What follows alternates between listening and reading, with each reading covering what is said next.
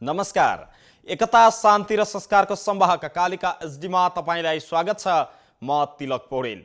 कालिका समाचार सुरु गरौं प्रमुख समाचारका शीर्षकहरूबाट। कालिका समाचारको साथमा विजय स्टिल, वान टु रोल, विजय सिमेन्ट, तपाईको सपनाको मजबुत निर्माण।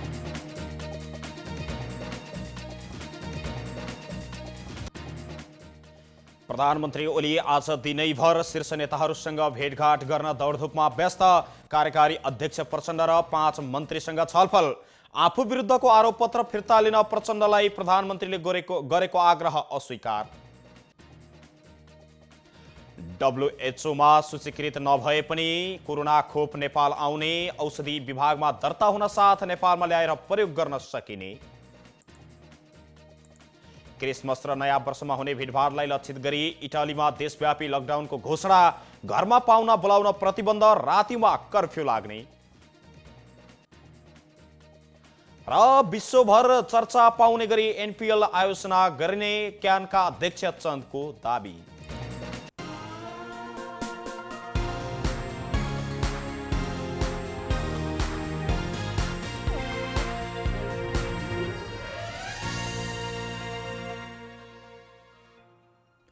प्रधानमन्त्री तथा सत्तारूढ दल नेपाल कम्युनिस्ट पार्टी नेकपाका अध्यक्ष प्रधानमन्त्री केपी शर्मा ओलीले पुल्चोक स्थित मन्त्रीहरूको सरकारी निवासमा आज मात्रै 5 जना मन्त्रीहरूसँग भेटघाट गर्नुभएको छ। बिहानैदेखि दौडधुपमा व्यस्त हुनुभएका उहाँले त्यसभन्दा पहिले आज बिहान खुमालटारमा पुगेर सत्तारूढ दल नेपाल कम्युनिस्ट पार्टी नेकपाका कार्यकारी अध्यक्ष पुष्पकमल दाहाल प्रचण्डसँग भेटवार्ता गर्नुभयो। बिहान पार्टीका कार्यकारी अध्यक्ष पुष्पकमल दाहाललाई भेट्न खुमलटार पुग्नुभएका प्रधानमन्त्री ओली त्यसपछि पुल्चोक स्थित गृहमन्त्री रामबहादुर थापाको सरकारी निवासमा पुग्नु भएको थियो। गृहमन्त्री थापासँगको छलफलमै त्यहाँ 5 जना मन्त्रीहरू जम्मा हुनु भएको थियो। छलफलकै क्रममा गृहमन्त्री रामबहादुर थापा, बादल सहित भौतिक पूर्वाधार तथा यातायात मन्त्री बसन्त कुमार नेमवाङ, स्वास्थ्य मन्त्री भानुभक्त ढकाल, कानुन मन्त्री शिवमाया तुम्बा हम्फे र भूमि व्यवस्था तथा सहकारी मन्त्री पद्मा कुमारी अर्याल सहभागी हुनुभएको थियो। भेटको क्रममा प्रधानमन्त्री एवं नेकपाका अध्यक्ष केपी शर्मा ओलीले आफू विरुद्धको आरोपपत्र फिर्ता लिन गर्नुभएको आग्रहलाई कार्यकारी अध्यक्ष पुष्पकमल दाहाल प्रचण्डले अस्वीकार गर्नुभएको छ। प्रचण्ड निवास खुमलटारमा बालुवाटारबाट जानुभएका प्रधानमन्त्री ओलीले आफू विरुद्धको आरोपपत्र फिर्ता लिन आग्रह गर्नुभएको थियो। प्रचण्ड र प्रधानमन्त्री ओली बीच छलफल चल्दै गर्दा उपाध्यक्ष वामदेव गौतम समेत खुमलटार पुग्नु भएको थियो। नेकपा भित्रको विवाद उत्कर्षमा पुगिरहेका बेला छलफलका लागि प्रधानमन्त्री ओली पहिलो पटक कार्यकारी अध्यक्ष प्रचण्ड निवास पुग्नुलाई नेकपा भित्रै निकै चासोका रूपमा हेरिएको छ।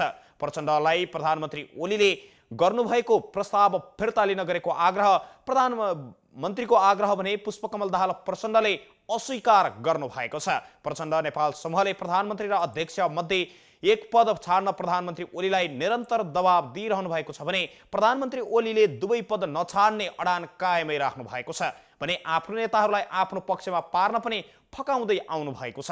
दुवै पक्षले आफ्नो समूहको छुट्टा छुट्टै भेला राख्न थालिसकेका छन्। यसअघि बसेको स्थायी कमिटीको बैठकमा प्रधानमन्त्री ओलीले गौतमलाई प्रधानमन्त्रीको प्रस्ताव गर्नुभएको थियो। यसअघि संवैधानिक परिषद नियुक्ति सम्बन्धी अध्यादेश प्रधानमन्त्री ओलीले फिर्ता गर्ने भनिए पनि नगरेपछि थप समस्या भएको हो। मन्त्री परिषद बैठकले अध्यादेश फिर्ता नलिएपछि पार्टीमा थप आशंका समेत बढ्दै गएको छ। प्रचण्डले अध्यादेश फिर्ता लिन मन्त्री परिषद बैठक अघि प्रधानमन्त्री ओलीलाई भेट्नु भएको थियो। यस्तै प्रधानमन्त्री केपी शर्मा ओली खुमलटारबाट फर्किए लगत्तै खुमलटारमै प्रवेश गर्नुभएका वरिष्ठ नेता माधव कुमार नेपाल र अध्यक्ष पुष्पकमल दाहाल प्रचण्ड बीच पनि आजै वार्ता भएको छ। प्रचण्ड र नेपाल बीच प्रधानमन्त्री ओलीसँग भएको वार्ताका विषयमा कुराकानी भएको स्रोतले बताएको छ। पार्टीमा विवाद बढिरहेको बेला प्रधानमन्त्री ओलीको पछिल्लो भेटघाटलाई अर्थपूर्ण रूपमा हेरिएको छ। यसरी राजनीतिक भेट बाक्लिँदै जाँदा राजनीतिक वृत्तमा प्रधानमन्त्री ओलीले ठुलै निर्णय लिन सक्ने पनि अनुमान गरिएको छ। यस्तै पछिल्लो जानकारी अनुसार राष्ट्रपति विद्यादेवी भण्डारी र प्रधानमन्त्री केपी शर्मा ओली बीच पनि आज भेटवार्ता भएको छ। राष्ट्रपतिलाई भेट्न प्रधानमन्त्री केपी शर्मा ओली शीतल निवासमा पुग्नु भएको स्रोतले जानकारी दिएको छ। सञ्चार तथा सूचना प्रविधि मन्त्री पार्वत गुरुङले नेपाल कम्युनिस्ट पार्टी नेकपा गम्भीर मोडमा पुगेको भए पनि विभाजन नहुने बताउनु भएको छ।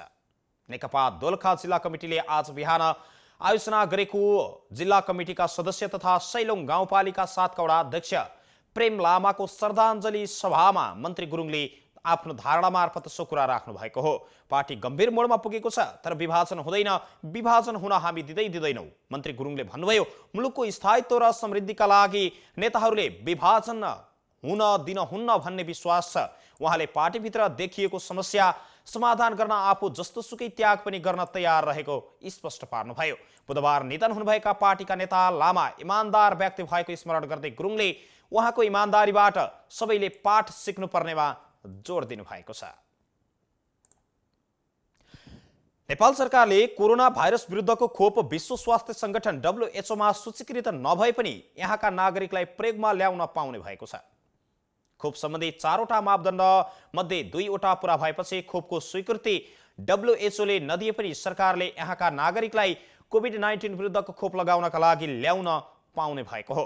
पहिलो कोभिड खोप अर्थात् कोरोना भाइरस विरुद्धको खोप WHO मा सूचीकृत हुनुपर्ने, दोस्रो WHO मा आकस्मिक प्रयोगका लागि सूचीकृत हुनुपर्ने, तेस्रो खोप उत्पादन गरेका मुलुकको नियमनकारी निकायमा दर्ता हुनुपर्ने, साथै त्यहाँका नागरिकलाई खोप लगाइएको हुनुपर्ने र चौथो नेपालको औषधि विभागमा समेत दर्ता हुनुपर्ने व्यवस्था छ। नेपालको औषधि विभागमा दर्ता भए लगत्तै नेपालमा प्रयोगमा ल्याउन पाइनेछ। अहिले कोभिड-19 विरुद्धको खोप उत्पादन गरेका मुलुकको नियमनकारी निकायमा दर्ता भएको त्यहाँका नागरिकलाई खोप लगाइएको हुनुपर्ने र औषधि विभागमा दर्ता भएपछि नेपाल ल्याएर लगाउन मिल्ने बताइएको छ। सरकारले WHO मा सूचीकृत नभए पनि आकस्मिक अवस्थामा औषधि तथा खोप दर्ता व्यवस्थाका लागि औषधि ऐन 2035 अध्यादेश मार्फत संशोधन गरी जारी गरेको छ। यस्तै नेपालमा आज थप 710 जना कोरोना भाइरसका संक्रमित थप भएका छन्। यो सँगै नेपालमा कोरोना संक्रमितको कुल संख्या 2,53,184 जना पुगेको स्वास्थ्य तथा जनसंख्या मन्त्रालयले जानकारी दिएको छ। शनिबार अर्थात् आज थप 12 जना कोरोना संक्रमितको ज्यान गएको छ। यो सँगै नेपालमा कोरोना भाइरस संक्रमणका कारण ज्यान गुमाउने मृतकको संख्या पनि 1,777 जना पुगेको स्वास्थ्य तथा जनसंख्या मन्त्रालयले अद्यावधिक गरेको तथ्याङ्कमा उल्लेख गरिएको छ। नेपालमा हालसम्म 18,66,210 जनाको PCR परीक्षण भएको छ। हाल क्वारेन्टाइनमा 527 जना रहेको मन्त्रालयको भनाइ छ। नेपालमा हालसम्म कुल संक्रमित मध्ये 8,840 जना सक्रिय संक्रमित छन्। आज 1,175 जना कोरोना संक्रमण मुक्त भएका छन्। यो सँगै नेपालमा कोरोनाबाट निको हुनेको कुल संख्या 2,42,567 जना पुगेको छ। पछिल्ला दिनहरूमा नेपालमा कोरोना संक्रमण दर भन्दा निको हुने दर बढिरहेको छ। प्रमुख प्रतिपक्षी दल नेपाली कांग्रेस र जनता समाजवादी पार्टी जसपाले संघीय संसदको अधिवेशन तत्काल बोलाउन सरकारसँग माग गरेका छन्। कांग्रेस सभापति शेरबहादुर देउवाको निवासमा बुढा नीलकण्ठमा आज दुई दलका शीर्ष नेताहरूबीच भएको छलफलले संसदको अधिवेशन बोलाउन माग गरेका हुन्। बुधबार बसेको कांग्रेस पदाधिकारीको बैठकले संसद अधिवेशन बोलाउन माग गर्दै प्रतिपक्षी दलहरूसँग छलफल गर्ने निर्णय गरेको बताइएको छ।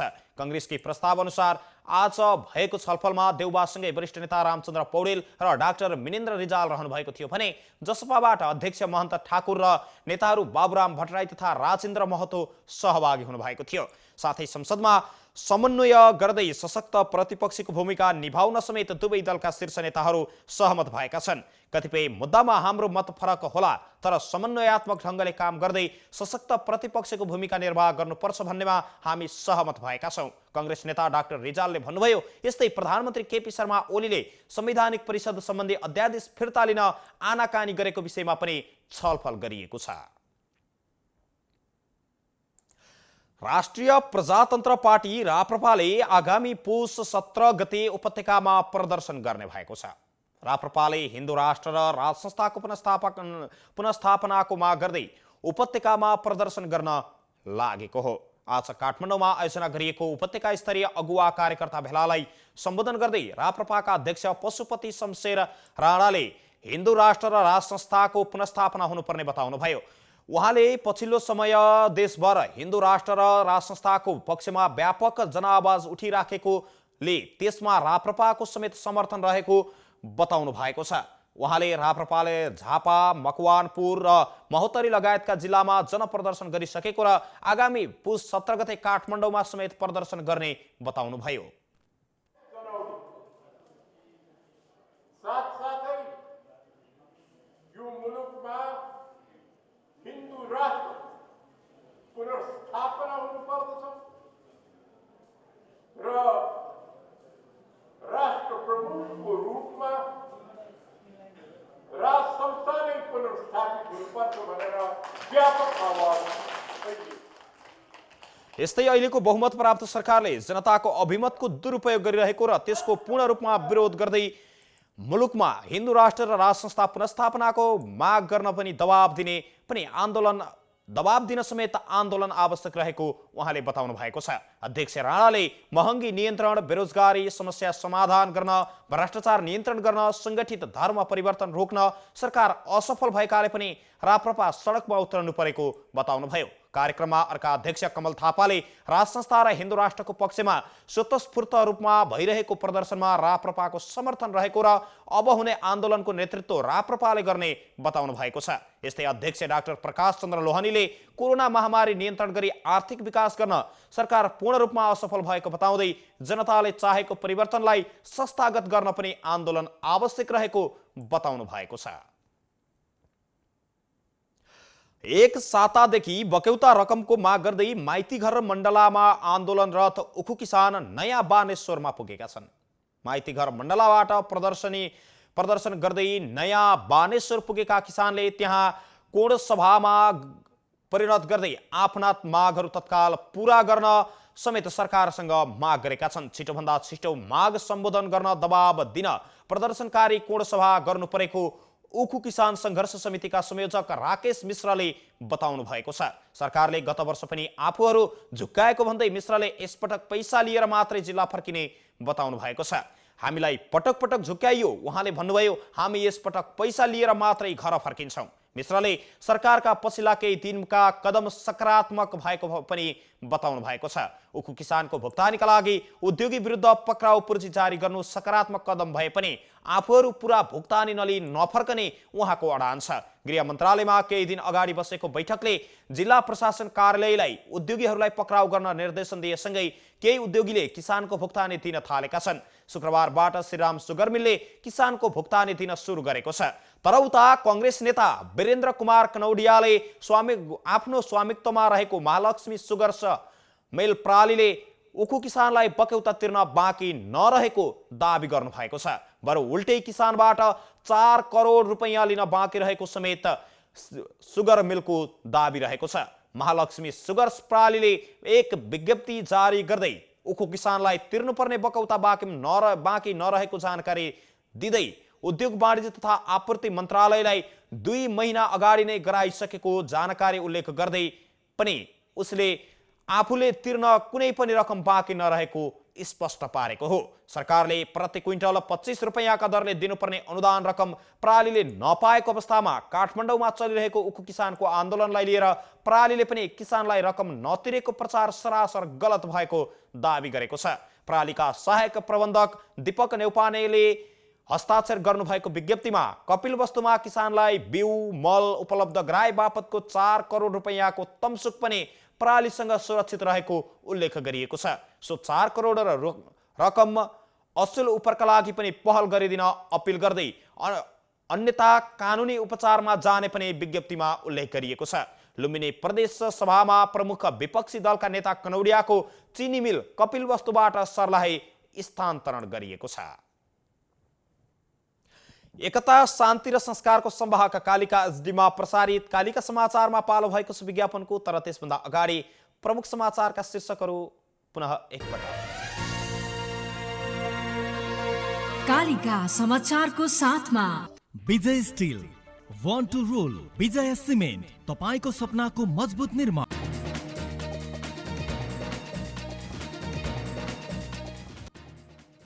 प्रधानमन्त्री ओली दिनैभर शीर्ष नेताहरूलाई भेट गर्न दौडधुपमा व्यस्त। कार्यकारी अध्यक्ष प्रचण्ड र 5 मन्त्रीसँग छलफल। आफू विरुद्धको आरोप पत्र फिर्ता लिन प्रधानमन्त्रीले गरेको आग्रह प्रचण्डद्वारा अस्वीकार। WHO मा सूचीकृत नभए पनि कोरोनाको खोप नेपाल आउने, औषधि विभागमा दर्ता हुन साथ नेपालमा प्रयोग गर्न सकिने। क्रिसमस र नयाँ वर्षमा हुने भेटलाई लक्षित गरी इटालीमा देशव्यापी लकडाउनको घोषणा, घरमा पाहुना बोलाउन प्रतिबन्ध, रातिमा कर्फ्यू लगाइने। र विश्वभर चर्चा पाउने गरी एनपीएल आयोजना गरिने क्यानका अध्यक्ष चन्दको दाबी।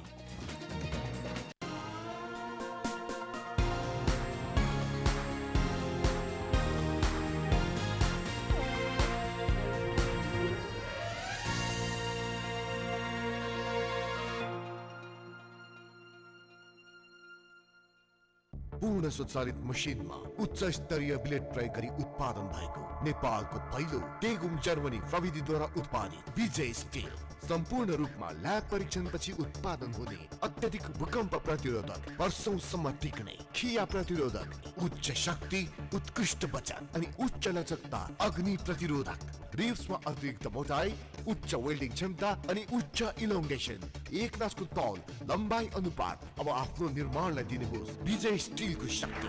विजय steel FE 500, FE 500D। Vijay steel, born to rule.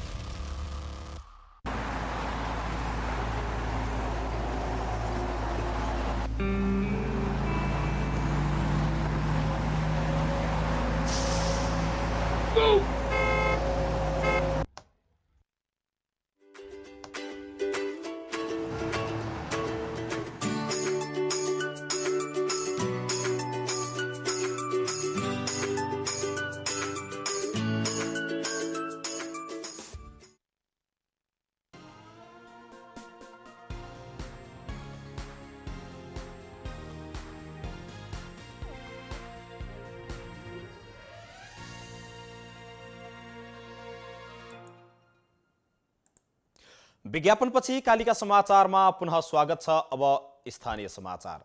Bagmati प्रदेशका मुख्यमन्त्री डोरमणि पौडेलले भाषा, संस्कृति र सम्पदा जोगाएर राख्न सरकार प्रतिबद्ध रहेको बताउनु भएको छ।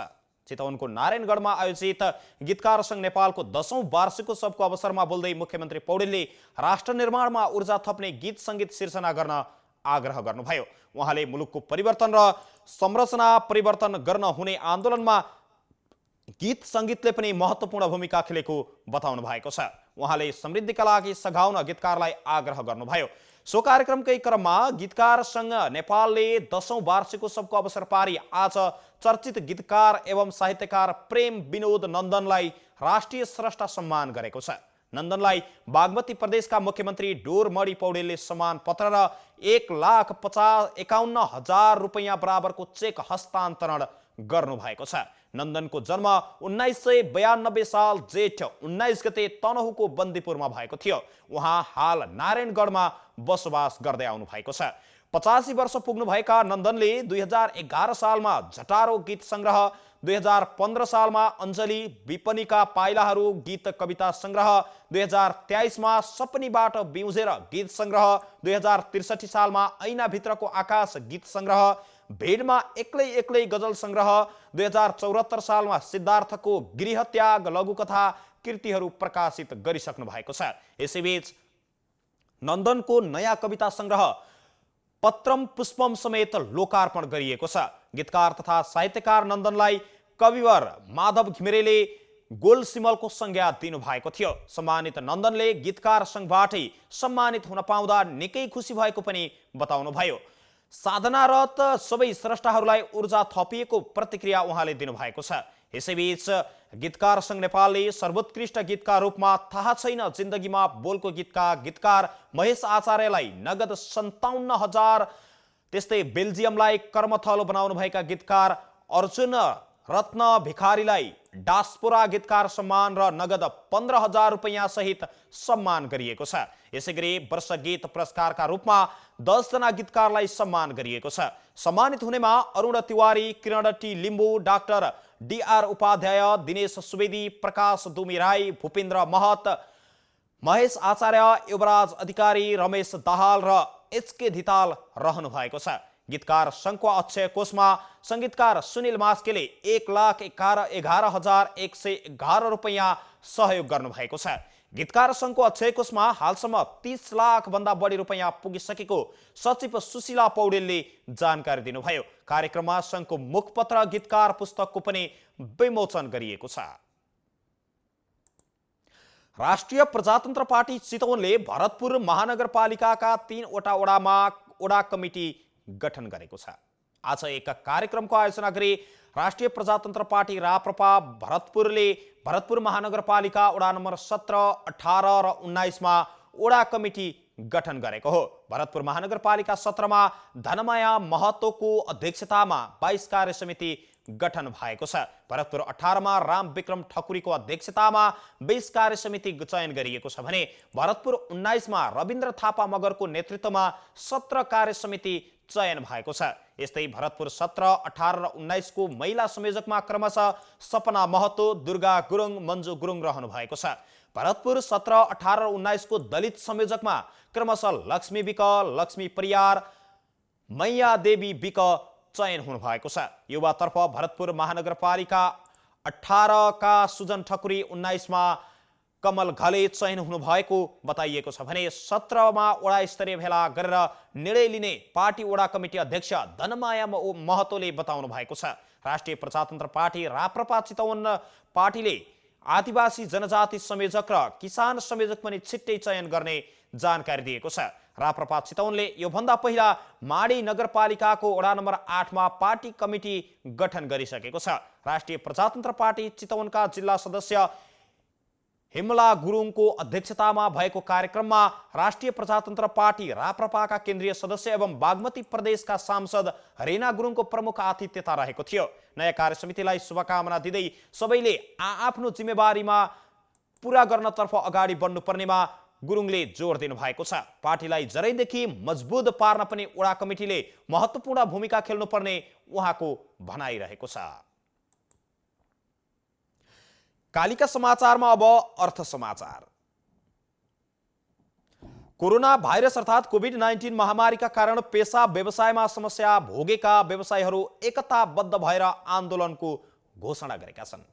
विश्वव्यापी रूपमा फैलिएको कोरोना भाइरसका कारण लकडाउन घोषणा भएपछि पेशा व्यवसाय धराशायी भएको र राज्यले सेवामूलक तथा विभिन्न उद्योग व्यवसायको समस्या समाधान गर्नतर्फ उदासीन भएको भन्दै 7 दिनको अल्टिमेटम दिएर आन्दोलनको घोषणा गरिएको छ। सार्वजनिक यातायात व्यवसाय, पर्यटनसँग आबद्ध संगठनहरू, निजी विद्यालय, पार्टी प्यालेस तथा क्याटरिङ, निर्माण व्यवसाय, निर्माण सामग्री व्यापार सङ्घ, आयुर्वेद, सुनचाँदी, फर्निचर, काष्ठकला लगायतका व्यवसायसँग सम्बन्धित 22 वटा सङ्घ संस्थाले सङ्घर्ष समिति गठन गरेर आन्दोलनको घोषणा गरेका हुन्। कोभिडका कारण धराशायी बन्न पुगेका पेशा व्यवसायको संरक्षणमा सरकारले राहत प्याकेजको घोषणा गर्नुपर्ने, बन्द रहेका पेशा व्यवसायको सम्पूर्ण कर र जरिवाना मिनाहा गर्नुपर्ने, ऋणको ब्याज, घरभाडा छुट गर्न राज्यले व्यवस्था गर्नुपर्ने लगायतका माग सरकारसँग राखिएको सङ्घर्ष समितिका संयोजक कर्णबहादुर शाहीले बताउनु भएको छ।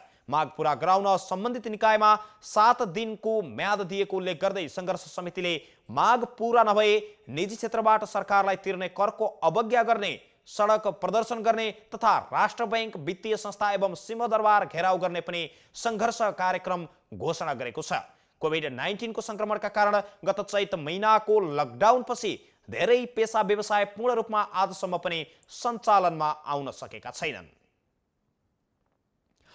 कालिका समाचारमा अब अन्तर्राष्ट्रिय समाचार। क्रिसमस र नयाँ वर्षमा हुने भिडभाडलाई लक्षित गर्दै इटालीमा देशव्यापी रूपमा लकडाउनको घोषणा भएको छ। क्रिसमस र नयाँ वर्षको अवसरमा हुने भिडभाडलाई तथा सार्वजनिक समारोहका कारण कोरोना भाइरसको महामारी झनै बढ्न सक्ने भन्दै इटालीमा देशव्यापी लकडाउनको घोषणा गरिएको हो। डिसेम्बर 24 तारिकदेखि इटालीमा रेस्टुरेन्ट बन्द हुने भएका छन् भने अत्यावश्यक बाहेकका पसल पनि खोल्न पाइने छैन। यस्तै भिडभाड पूर्ण रूपमा निषेध गरिएको छ। घरबाहिर निस्किएका नागरिकले पुलिसलाई कारण बताउनु पर्नेछ। यस्तै 2 जना भन्दा धेरै पाहुना घरमा बोलाउन पाइने छैन। राति 10 बजेदेखि बिहान 5 बजेसम्मको समयमा कर्फ्यू लगाइनेछ। इटालीका प्रधानमन्त्री ग्युसेप कोन्टेले लकडाउनको निर्णय अप्रिय भए पनि यसको विकल्प नभएको बताउनुभयो। इटालीमा युरोपकै धेरै 68,000 जनाको ज्यान गइसकेको छ। क्रिसमस र नयाँ वर्षलाई लक्षित गर्दै युरोपका कैयौं देशले लकडाउन घोषणा गरिसकेका छन्। कालिका समाचारमा अब खेल समाचार।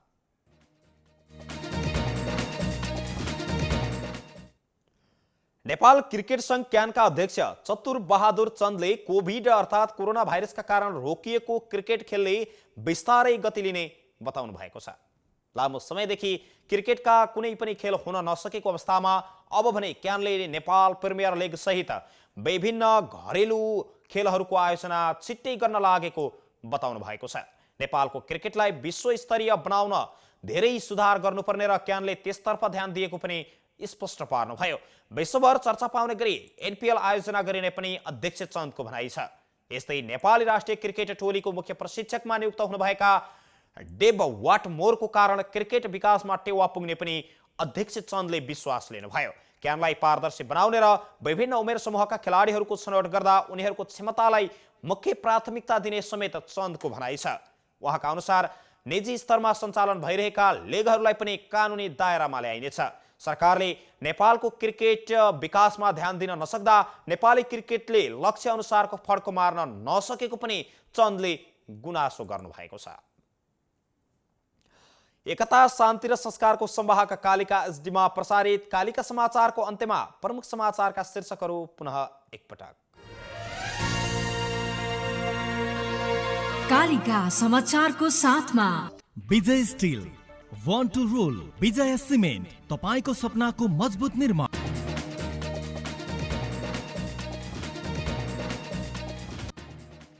शीर्ष नेताहरूसँग भेट गर्न प्रधानमन्त्री ओली दिनैभर दौडधुपमा व्यस्त। कार्यकारी अध्यक्ष प्रचण्ड र 5 मन्त्रीसँग छलफल। आफू विरुद्धको आरोपपत्र फिर्ता लिन प्रचण्डलाई गरेको आग्रह अस्वीकार। डब्ल्युएचओमा सूचीकृत नभए पनि कोरोना खोप नेपालमा ल्याइने औषधि विभागमा दर्ता हुन साथ प्रयोग गर्न सकिने निष्कर्ष। क्रिसमस र नयाँ वर्षमा हुने भिडलाई लक्षित गरी इटलीमा देशव्यापी लकडाउनको घोषणा। घरमा पाहुना बोलाउन प्रतिबन्ध, रातको समयमा कर्फ्यू।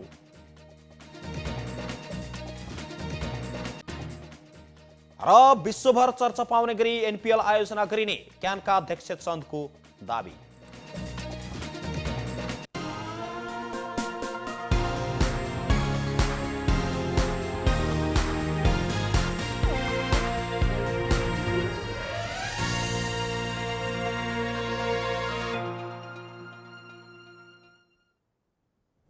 यो सँगै एकता शान्ति र संस्कारको संवाहक कालिका एसडीमा अहिले प्रसारित कालिका समाचार यति नै। हेर्दै गर्नुहोला कालिका एसडी। म तिलक पौडेल बिदा हुन्छु। नमस्कार।